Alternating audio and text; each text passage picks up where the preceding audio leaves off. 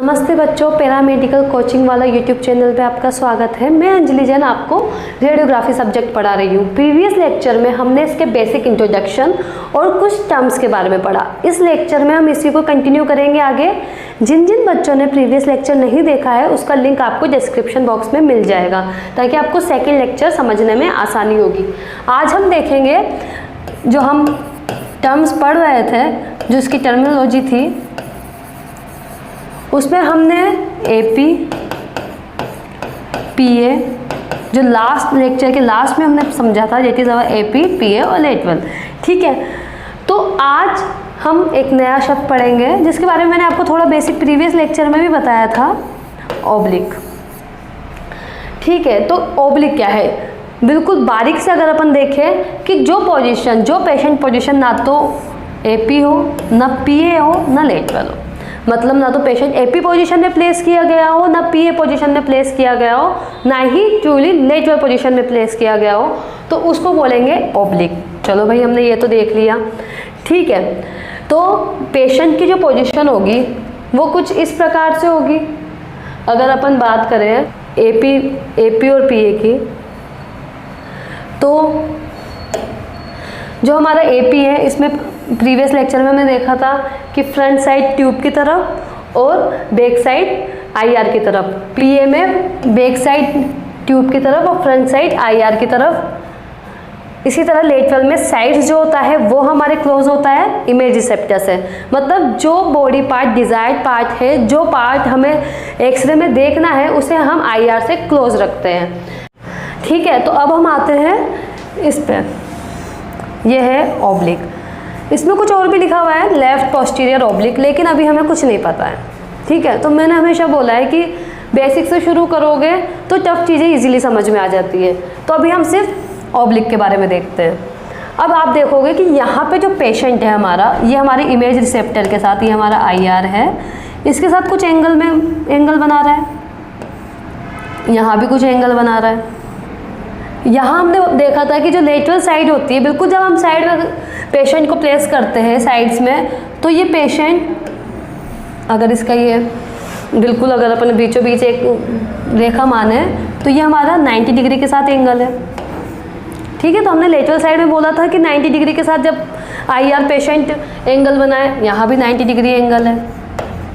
हमारे AP position में 0 degree और पीए पोजीशन में हम 180 डिग्री मान सकते हैं, या पीए पोजीशन को भी आप 0 डिग्री बोल सकते हैं। ठीक है, तो मतलब जब पेशेंट कुछ एंगल बनाए तो हम उसको ऑब्लिक पोजीशन बोलते हैं। बस इतना सा दिमाग में रखो कि जब पेशेंट आईआर के साथ कुछ तिरछा, कुछ एंगल बनाता हुआ खड़ा है तो उसे ऑब्लिक पोजीशन बोलेंगे। यहाँ तक अभी आप इतना ध्यान रखो।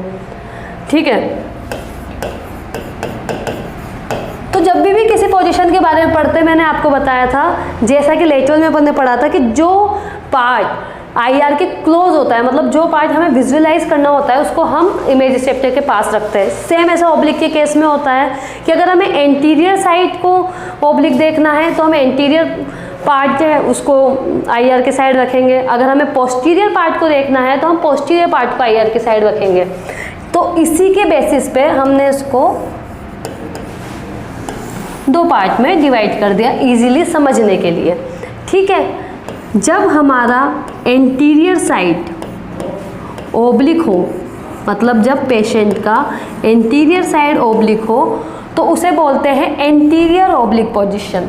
जब पेशेंट का पोस्टीरियर साइड ओब्लिक हो तो उसे बोलते हैं पोस्टीरियर ओब्लिक। अब हमारा बॉडी में 2 साइड से, लेफ्ट साइड और राइट साइड, इसके बेसिस पे हमने लेफ्ट साइड और राइट साइड, तो जब लेफ्ट वाला एंटीरियर ओब्लिक होता है तो उसको बोलते हैं लेफ्ट एंटीरियर ओब्लिक। जब राइट वाला एंटीरियर ओब्लिक होता है तो उसको बोलते हैं राइट एंटीरियर ओब्लिक। इसको थोड़ा और सही से समझ लेते हैं, कंफ्यूजन हो जाएगा वरना बच्चों को।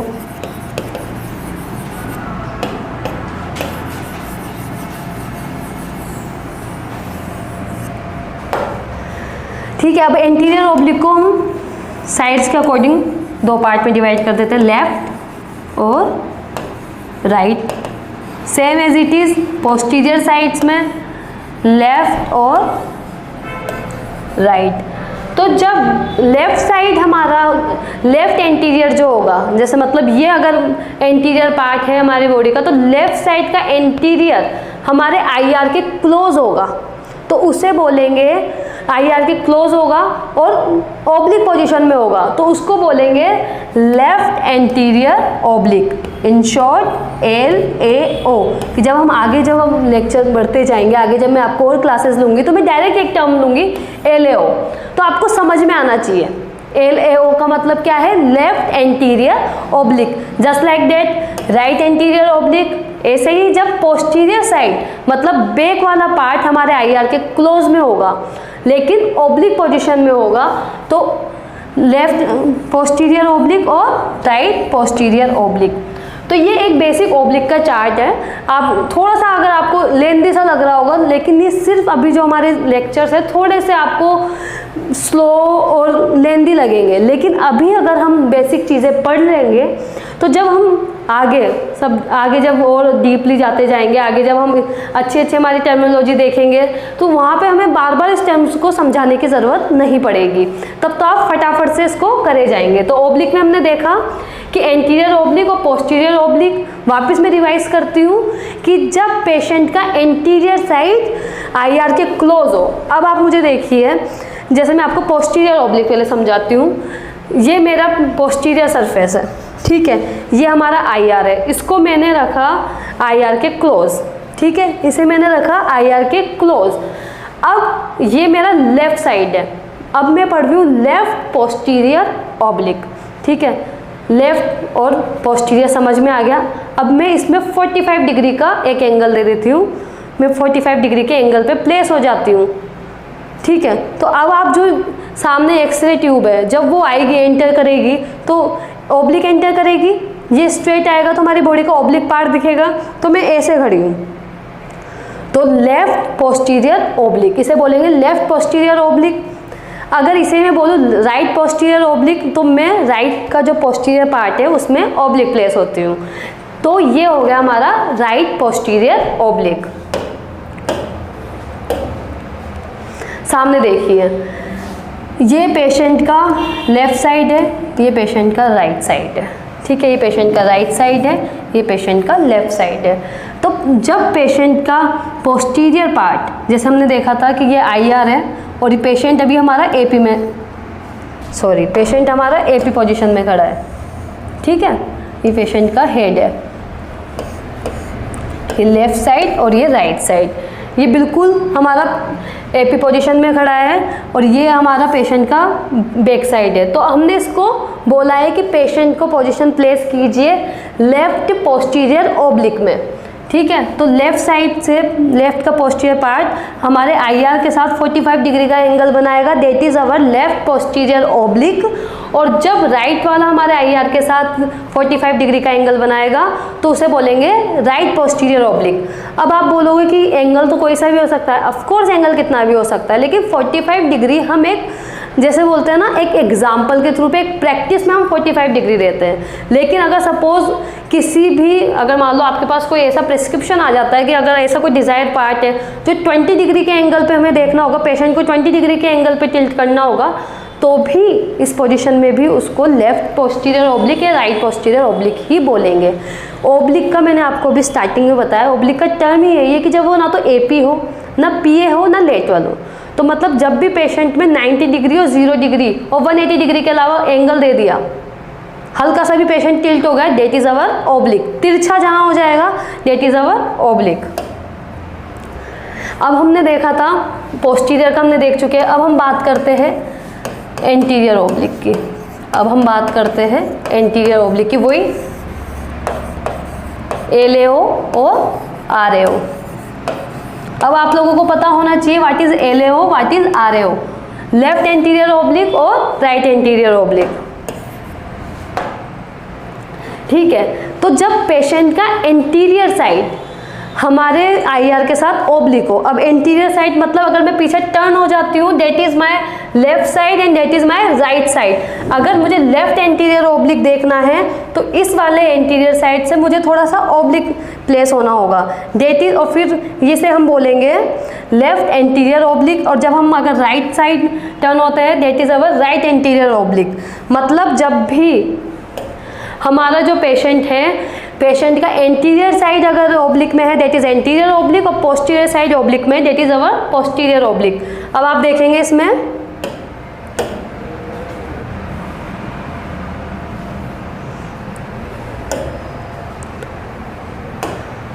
ये हमारा एंटीरियर ओब्लिक है, या सामने देख सकते हैं पेशेंट का फेस है, ये इसके एंटीरियर साइड है, इसमें पेशेंट कुछ एंगल में प्लेस है, और यहाँ राइट साइड जो है वो कुछ एंगल में प्लेस है, तो that is our anterior oblique. अब इसमें कुछ कॉमन है, इसमें अगर अपन देखें तो क्या मैं ऐसा कह सकती हूँ कि लेफ्ट पोस्टीरियर जो ओब्लिक होता है वो राइट, इसमें जो हमें प्रोजेक्शन दिख रहा है वो सेम हम राइट एंटीरियर ओब्लिक में दिखेगा। आप देखेंगे ये जो बॉडी पार्ट है, ये जो राइट साइड है, ये जब हमारे आईआर पे इमेज करेगा तो क्या पेशेंट की जो इमेज उसमें आएगी वो राइट एंटीरियर ओब्लिक में आएगी।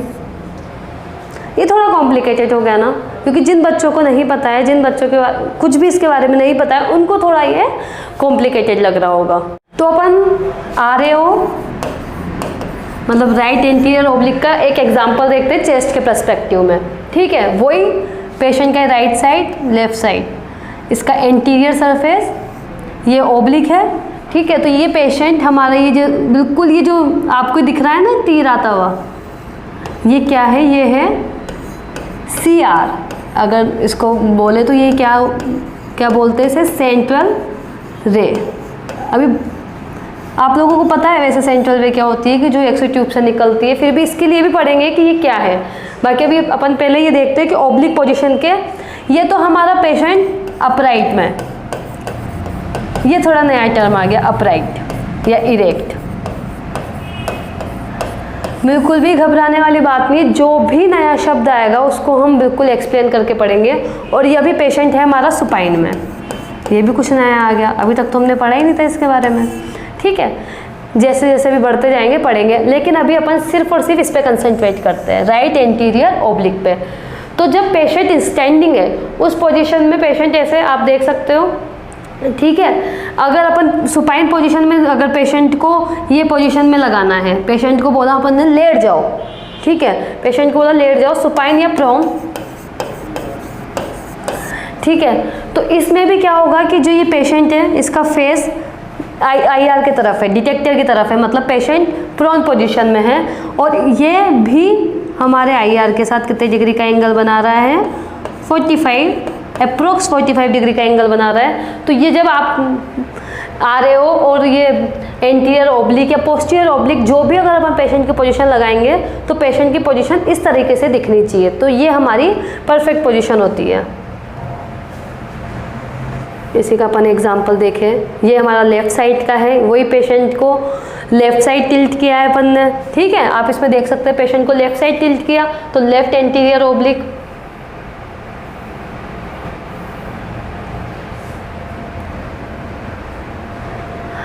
अब बात करते हैं पोस्टीरियर ओब्लिक की। हम समझ चुके हैं कि क्या है, हमने देख लिया है कि ये है क्या चीज़, लेकिन सिर्फ एक अगर कोई भी चीज़ अगर अपन डायग्राम से देखते हैं तो हमें ज़्यादा समझ में आती है। वही सेंट्रल वे। अब क्या है, पेशेंट का पोस्टीरियर सरफेस IR से क्लोज है और यहाँ पर वो एंगल बना रहा है 45 डिग्री का। तो इस तरीके से हम लोगों ने ओब्लिक जो पेशेंट पोजीशन है, अभी मैंने क्या बोला है, पेशेंट पोजीशन। इससे पहले मैंने एक शब्द बोला था प्रोजेक्शन। तो इन दोनों में भी डिफरेंस है, पोजीशन और प्रोजेक्शन दोनों में स्लाइटली डिफरेंस है, जिसके बारे में अपन वो भी पढ़ेंगे, डोंट वरी, वो भी पढ़ेंगे। ठीक है, तो ये हमने ओब्लिक में हम लोग पढ़ चुके हैं, right anterior oblique, left anterior oblique, right posterior oblique और लेफ्ट पोस्टीरियर ओब्लिक। ये मैंने आपको जर्नल चेस्ट के पर्सपेक्टिव्स में या फिर एक बेसिक जो अपन पढ़ता है उसमें बताएंगे। अब एक छोटा सा कंफ्यूजन बच्चों को हो जाता है, अपन देखें ये लेफ्ट पोस्टीरियर ओब्लिक के एक्सट्रीमिटीज़ की जब बात की जाती है ना, जब भी बात हमारे हाथ पैर, एक्सट्रीमिटीज़ मतलब हाथ पैर, सीधा सीधा बोलेंगे हाथ पैरों में, तो उसमें जो हमारा ओब्लिक पोजीशन होता है उसका नाम चेंज हो जाता है। ठीक है, ये जब मैंने आप लोगों को लास्ट लेक्चर में बताया था कि जब पेशेंट का बॉडी पार्ट, जब पेशेंट का कोई पार्ट या पेशेंट मीडियल साइड की तरफ हो तो उसको बोलते हैं मीडियल। मीडियल साइड का मतलब है मिड लाइन की तरफ हो, और मिड लाइन से दूर हो, away from the mid line हो, तो उसे बोलते हैं लेटरल। ये हम लोगों ने कल देखा था। तो जब हम नीज के पर्सपेक्टिव में, नीज मतलब ये मैं एक एग्जांपल बता रही हूँ, जब अपन अपर एक्सट्रीमिटीज़ की रेडियोग्राफी पढ़ेंगे तब मैं आप लोगों को वहाँ एक बार और रिपीट करूँगी। ठीक है, जैसे नीज के पर्सपेक्टिव में अपन को ओब्लिक देखना है, ये मैं एग्जांपल के तौर पे बता रही हूँ। तो नीज का मीडियल रोटेशन और लेटरल रोटेशन, ये टर्म जो है मीडियल रोटेशन और लेटरल रोटेशन, ये जो टर्म है ये नीज के पर्सपेक्टिव में ओब्लिक पोजीशन बनाती है। ठीक है, ऐसे ही अगर हम हमारे हाथों की बात करें, अगर हम हमारे फोर आर्म से रिलेटेड बात करें, तो जब हमारा हाथ, जैसे ये हमारा हाथ है, जब ये मीडियल साइड आएगा कैसा रोटेट होता हुआ, रोटेशन में मैं आपको समझाऊंगी रोटेशन क्या होता है। अभी सिर्फ हमारे ओब्लिक पोजीशन के लिए आप अपने दिमाग में रखिए कि जब हम हमारे पार्ट को थोड़ा सा भी टिल्ट करते हैं, मतलब एंगल देते हैं, तो वो ओब्लिक होता है। तो जैसे अगर बात की जाए कि अगर हाथ में अगर अपन को ओब्लिक करना है, अगर किसी ने बोला कि फोर आर्म का, हमारी जो फोर आर्म है इसका ओब्लिक एक्सरे कीजिए, तो ये तो हमारा जैसे सिंपल AP हो गया, ये हमारा PA हो गया। तो जब हम हमारे हाथ को मीडियल की तरफ लाएंगे, उसके ओब्लिक में क्या करना होगा कि हमारे हाथ को मीडियल की तरफ लाना होगा, तो वो हो जाएगा हमारा हाथ का मीडियल ओब्लिक या मीडियल रोटेशन। और अगर उसको अपन लेटरल साइड में लेके जाएंगे, that is our lateral rotation. ठीक है, ओब्लिक सबको क्लियर है? ओब्लिक के बारे में हम लोग पढ़ चुके हैं। अब जैसे मैंने आपको बोला था, एक टर्म आया था CR, जिसको मैंने बोला था सेंट्रल रे। अब ये क्या होती है? ये सबको पता है वैसे कि जो हमारा ये एक्सरे ट्यूब है, इससे जो रेडिएशन निकलती है, ठीक है, रेडिएशन डाइवर्स निकलती है। तो रेडिएशन डाइवर्स निकलती है, रेडिएशन की प्रॉपर्टीज़ क्या होती है, आप ये सब रेडिएशन फिजिक्स वाले चैप्टर में पढ़ेंगे। तो ये जो रेडिएशन ऐसे निकलती है, सपोज ये कोई बॉडी पार्ट है जो हमें एक्सपोज करना है, ये बॉडी पार्ट है जिसको एक्सरे करना है, जैसे सपोज ये हमारा चेस्ट ही मान लेते हैं अपन। ठीक है, तो सेंट्रल वे वो रे होती है जो बिल्कुल बीचों बीच जाती है, जो डिज़ायर्ड बॉडी पार्ट के बिल्कुल बीचों बीच होती है। ठीक है, सपोज अगर हमें हमारा हैंड का एक्सरे करना है, ये हमारा हैंड है। ठीक है, तो जो रे आ रही है वो बिल्कुल ऐसे बीचों बीच, अगर मैं बोलूँ सेंट्रल रे, जैसे मेरा हैंड का एक्सरे, सिंपल याद रखिए, ये हमारा हैंड है, इसकी अगर अपन एनाटॉमी की थोड़ी बात की जाए तो अगर इसमें सेंट्रल वे करेंगे तो कहाँ करेंगे? Mid of hand. अब मिड ऑफ हैंड क्या है? मिड ऑफ हैंड है हमारा थर्ड मेटाकार्पल। ठीक है, तो सेंट्रल वे वो रे होती है जो पर्टिकुलर डिज़ायर पार्ट के बिल्कुल बीचों बीच होके निकलती है, उसे अपन सेंट्रल वे कहते हैं। ये क्यों इम्पोर्टेंट है? क्योंकि क्या होता है कि जैसे सपोज मैंने बोला है चेस्ट है, तो जब यहाँ से ये सेंट्रल वे जब यहाँ बीचों बीच से आती है तो इधर और इधर इक्वली हमारा एक्स डिस्ट्रीब्यूट होता है, जिससे हमारी इमेज क्वालिटी बहुत अच्छी आती है। इससे मतलब सेंट्रल वे के बारे में और बीम के बारे में ये सब आप रेडिएशन फिजिक्स में पढ़ेंगे। ठीक है, तो अब अगर अपन इस इमेज में देखें सेंट्रल वे के बारे में, तो आप जैसे सपोज इस पार्ट का हमें एक्सरे करना था, सपोज ये वाला पार्ट हमें एक्सरे करना था, तो जो सेंट्रल वे आई है, ठीक है, इसे आप कैसे भी दर्शा सकते हैं, वेव फॉर्म में या स्ट्रेट फॉर्म में। ठीक है, वैसे वेव फॉर्म में ज़्यादा अच्छा रहता है। इसका भी रीज़न, ये सब रेडिएशन फिजिक्स से रिलेटेड है कि वेव फॉर्म में क्यों हम रेडिएशन को दर्शाते हैं। ठीक है, तो ये पार्ट हमारा पर्टिकुलर सेंट्रल पॉइंट हो गया जहाँ पे हमें सेंट्रल वे करनी है, जहाँ पे हमें पार्ट की सेंटरिंग करनी है। आपको जैसे कभी वाइवा होगा एग्जाम में, तो आपसे एक्सटर्नल पूछता है कि बताइए चेस्ट पीए में सेंटरिंग कहाँ करते हैं। तो इसका मतलब क्या होता है? इसका मतलब होता है कि जब हम चेस्ट पीए में पेशेंट को एक्सरे एक्सपोज करते हैं तो सेंट्रल वे बीचों बीच कहाँ से गुजर रही है, ठीक है। तो ये होता है हमारे सेंटरिंग और सेंट्रल वे का मतलब। अब हम लोगों ने देखा था एक और टर्म, कल हम लोगों ने पढ़ा था कॉडल और सिफेलिक। अब ये हमारे CR मतलब सेंट्रल वे। अब मैं सिर्फ CR बोलूंगी क्योंकि अपन समझ चुके हैं इसका फुल फॉर्म क्या है, तो इससे ये कैसे रिलेटेड है।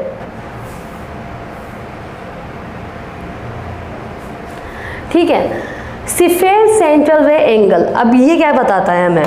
ये बताता है कि सिफेल मैंने कल आपको बताया था टुवार्ड्स द हेड। सिफेल का मतलब होता है टुवार्ड्स द हेड। जब सेंट्रल वे हमारी जो सेंट्रल वे है उसका बेसिक जीरो जब वो आती है हमारी बॉडी पे 90 डिग्री एंगल, ये जब एंगल बनाती है। अब इसमें हम जब एंगल दे रहे हैं, अब एंगल अगर हम टुवार्ड्स द हेड देते हैं तो उस टाइप के CR को क्या बोलते हैं? सिफेल्ड CR।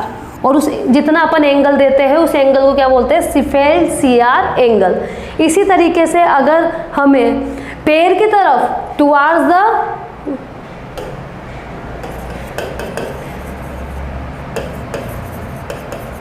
द फिट, अगर हमें पैरों की तरफ एंगल देना हो, पैरों की तरफ हमारी सेंट्रल वे को करना हो, तो उस सेंट्रल वे को क्या बोलेंगे? कॉर्डेड सेंट्रल वे। कॉर्ड का मतलब होता है पूंछ से, ठीक है। तो और इस तरीके के एंगल को क्या बोलेंगे? Corded CR angle.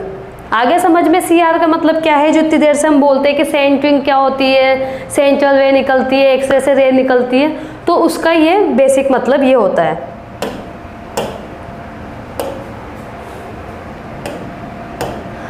अब ये तो हो गया थोड़े बहुत प्रोजेक्शंस के बारे में कि पेशेंट का AP प्रोजेक्शन क्या होता है, लेटरल प्रोजेक्शन क्या होता है, PA ओब्लिक, इन सब के बारे में अपन थोड़ा थोड़ा बेसिक पढ़ चुके हैं। अब बात करते हैं अपन पोजीशन में, पेशेंट पोजीशन के बारे में। आप इसमें बिल्कुल कंफ्यूज मत होइए कि प्रोजेक्शन और पोजीशन क्या है। ये मैं आप लोगों को जैसे जैसे आगे बढ़ते जाएंगे वैसे वैसे मैं आपको समझाती जाऊंगी, ठीक है। अब पेशेंट की पोजीशन कैसी होती है? मतलब आप बात करते हैं कि पेशेंट, अब मैं हूँ, अब अपन ऐसे थोड़ी बोलेंगे कि पेशेंट सीधा खड़ा है, तो ये तो कोई प्रोफेशनल टर्म नहीं हुआ। पेशेंट लेटा हुआ है, पेशेंट उल्टा लेटा हुआ है, ऐसे हम नहीं बोल सकते। तो इसके लिए पर्टिकुलर मेडिकल टर्म है, ठीक है।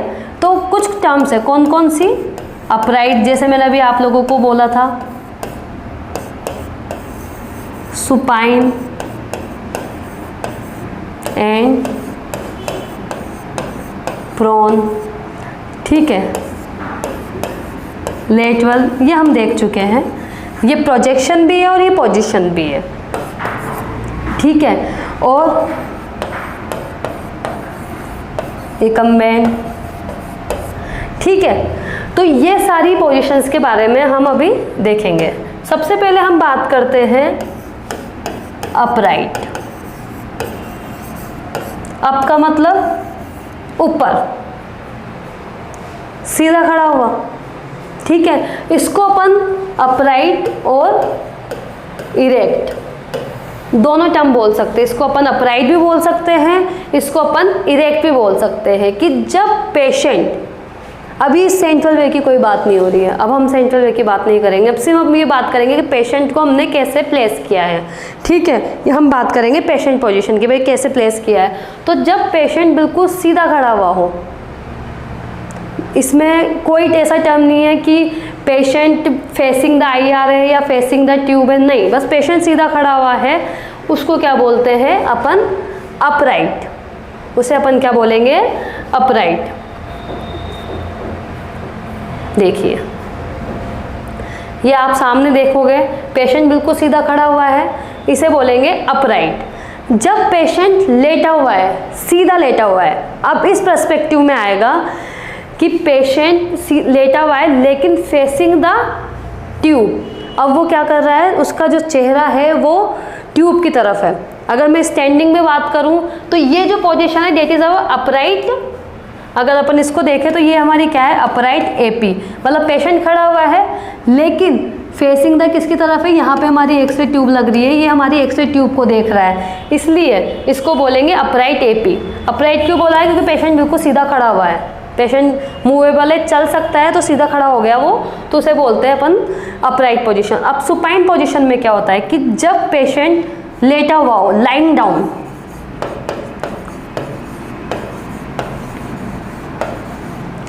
और उसका जो चेहरा है facing towards the x-ray tube, तो उसे बोलेंगे सुपाइन पोजीशन।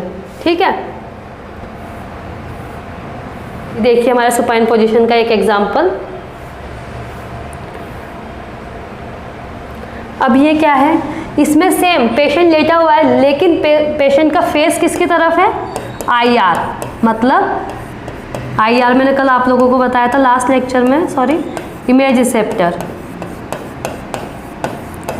तो इस पोजीशन को बोलेंगे प्रोन। जिन बच्चों को थोड़ा बहुत ये पहले से पता होगा तो उनको शायद लग सकता है कि काफ़ी स्लो लेक्चर है, लेकिन हर बच्चा क्लास में इंपॉर्टेंट होता है, हर बच्चा क्लास में बहुत ज़्यादा ज़रूरी होता है। कई बच्चों को इसका पता नहीं है कि व्हाट इज़ प्रोन। ठीक है, तो इस सिचुएशन में हम क्या बोलेंगे, इसे क्या बोलेंगे, प्रोन पोजीशन। आप लोग एक चीज़ नोट करना, सुपाइन और प्रोन पोजीशन में, ये प्रोन पोजीशन का आप लोगों को डायग्राम दिख रहा है। ठीक है, अपन सुपाइन पोजीशन के डायग्राम की बात करें, थोड़ा मैं इन दोनों को साथ ले आती हूँ जिससे कंपेयर करना आसान रहे, क्योंकि कुछ कुछ चीज़ें अपन देख चुके हैं। अब आप सामने देखोगे कि ये तो हमारा सुपाइन है और ये हमारी प्रोन पोजीशन है। कुछ डिफरेंस है, कुछ डिफरेंस दिख रहा है प्रोन पोजीशन सुपाइन पोजीशन में। हम देखेंगे कि अगर ये सुपाइन पोजीशन में जो हमारा हैंड है, इसका डोर्सल सरफेस, ये क्वेश्चन लास्ट लेक्चर में किसी स्टूडेंट ने मुझसे उसमें पूछा था कमेंट में कि मैम डोर्सल सरफेस जो हमारे हैंड के, हमारी अपर एक्सट्रीमिटीज़ के पर्सपेक्टिव में कौन सा होता है। ठीक है, तो जो हमारा बैक साइड होता है, जो हमारा पोस्टीरियर पार्ट होता है, उसे बोलते हैं डोर्सल सरफेस। तो आप इसमें देखोगे सुपाइन में जो हमारा पोस्टीरियर पार्ट है वो ऊपर की तरफ है, जब अपन लेटते हैं तो ये नहीं सीधा हाथ ऐसा। प्रोन पोजीशन में हमारा पामर सरफेस, ये एक बहुत बारीक डिफरेंस होता है जो पोजीशनिंग में बच्चे भूल जाते हैं, याद नहीं रखते। ठीक है, तो प्रोन पोजीशन में क्या होता है कि जो पामर सरफेस होता है, पाम, हथेली, पामर जो सरफेस है वो फेसिंग द ट्यूब होता है, और इसमें हमारा जो डोर्सल सरफेस है वो फेसिंग द ट्यूब होता है। तो अपर एक्सट्रीमिटीज़ के पर्सपेक्टिव में, जिस स्टूडेंट ने पूछा था उसका मैं आंसर बता दूं कि अपर एक्सट्रीमिटीज़ के पर्सपेक्टिव में हमारा डोर्सल सरफेस बैक साइड वाला होता है। ठीक है, और पामर सरफेस या वेंट्रल सरफेस जो हमने उस दिन बोला था वो हमारा पामर साइड वाला होता है। ठीक है, जब मैं ऐसे आप प्रोन पोजीशन में उल्टे लेटेंगे तो ये हमारा जो है that is our palmar surface ventral, और ये जो हमारा डोर्सल है इसे बोलेंगे डोर्सल सरफेस या बैक साइड ऑफ हैंड वाला सरफेस। ठीक है, तो ये सुपाइन और प्रोन पोजीशन का है। अपराइट हम लोग पढ़ ही चुके हैं। अब एक टर्म पढ़ा था हम लोगों ने, रिकम्बेंट।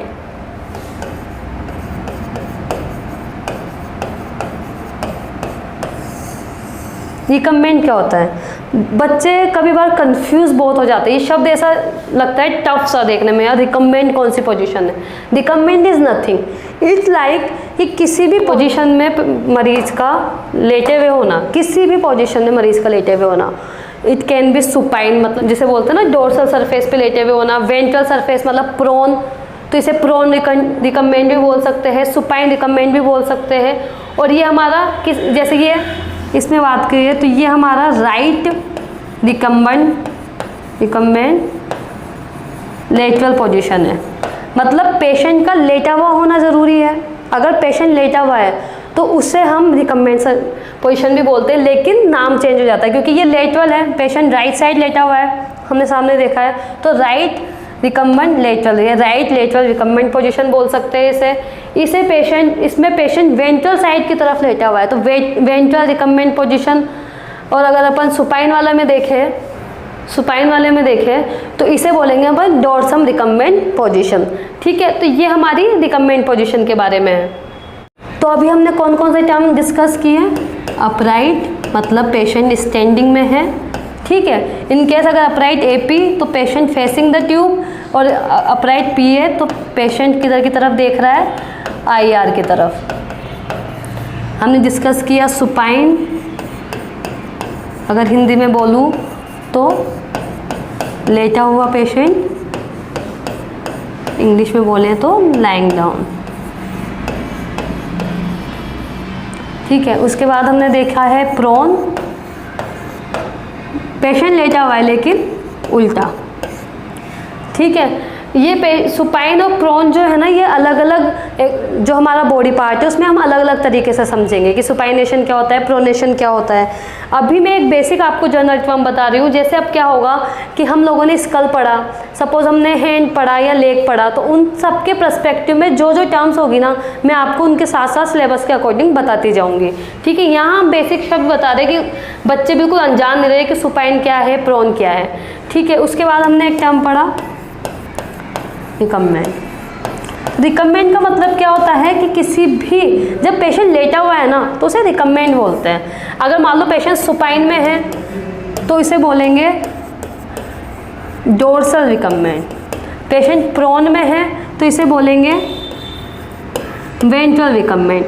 पेशेंट अगर लेटरल पोजीशन में है लेटा हुआ, ठीक है, तो उसे बोलेंगे लेटरल रिकम्बेंट। इसमें दो तरीके से पेशेंट लेटा हुआ हो सकता है, लेफ्ट साइड और राइट साइड।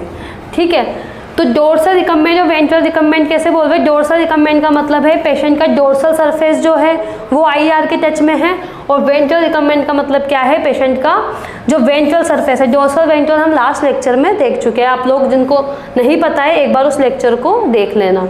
ठीक है, तो ये हमारे कुछ बेसिक टर्म्स हमने पढ़ लिए हैं।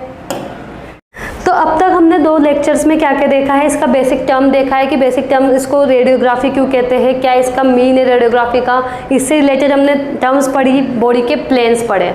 ठीक है, आज हमने देखा ओब्लिक के बारे में, ओब्लिक पोजीशन के बारे में। ठीक है, ओब्लिक एक टर्म है जो आप लोगों को बहुत बार कंफ्यूज करेगी, पोजीशन और प्रोजेक्शन। तो थोड़ा सा अगर आप लोग होमवर्क करेंगे तो मुझे भी अच्छा लगेगा कि आप कमेंट में मुझे बताएं कि पोजीशन क्या होती है, प्रोजेक्शन क्या होता है। नहीं बताते हैं तो मैं आपको नेक्स्ट लेक्चर में बताऊंगी कि क्या क्या है। ठीक है, ओब्लिक अपन ने देखा, पेशेंट पोजीशन देखी हमने। पेशेंट पोजीशन कौन कौन सी देखी? अपराइट, ओब्लिक आज देखा। पेशेंट पोजीशन अपन ने अपराइट, जो अभी लास्ट अपन ने देखा है, सुपाइन, प्रोन, रिकम्बेंट, जिसको अपन ने बोला है कि ये तीनों उसके रिलेटेड में अलग अलग कैसे है। ठीक है, एक जो प्रीवियस लेक्चर में बच्चे ने क्वेश्चन पूछा था डोर्सम और उसका, वो भी अपन अभी डिस्कस कर लेते हैं कि जब हमारा हाथ के पर्सपेक्टिव में डोर्सल सरफेस होता है हमारा बैक साइड पोस्टीरियर पार्ट, और पामर सरफेस होता है हमारा वेंट्रल सरफेस। ठीक है, ऐसे पैर के पर्सपेक्टिव में, फुट के पर्सपेक्टिव में भी अलग होता है। ठीक है, वो जब अपन फुट पढ़ेंगे तब अपन उसमें देखेंगे। ठीक है, इसके बारे में अपन ने पढ़ा है। अब आगे की जो हम पढ़ेंगे वो मैंने आपको थोड़ा होमवर्क दिया है कि आप है ना प्रोजेक्शन और पोजीशन का अगर आप देख के कमेंट में बताएंगे तो हमें भी अच्छा लगेगा कि बच्चों को इंटरेक्शन हो रहा है क्लास में। ठीक है बच्चों, आज के लिए इतना ही काफ़ी है। नेक्स्ट लेक्चर में हम आगे का इसका पढ़ेंगे। ठीक है, तब तक के लिए आप रिवीजन कीजिए, जो समझ में नहीं आए उसे कमेंट कीजिए, वीडियो को लाइक कीजिए, शेयर कीजिए और चैनल के साथ जुड़े रहिए। Thank you.